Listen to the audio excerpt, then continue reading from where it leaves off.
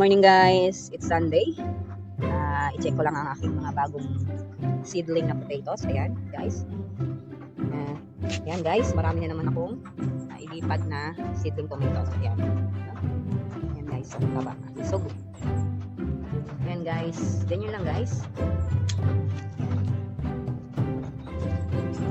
Ayan lang guys, ayan yung mga pag-isip ko ng umaga ay chine-check ko guys. Ayan.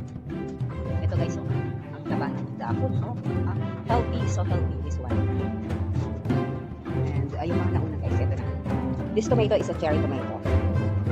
Malit lang ang kanyang bunga. Ayan. So cute. Right? So cute.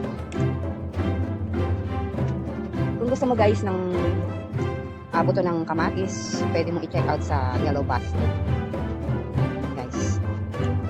The more the merrier na kamatis na i-harvest yun. Hindi naman mainip guys. Ganyan yung paghahalaman. It takes days para sila kasi of course. And guys, so, nililipat na naman ako. Mag-linis lang siya guys. Nililipat ko yan. Ikod ko lang siyang ganyan. Then yan na lang ilang araw. Hindi ko mapapansin. Nililipat na naman sila.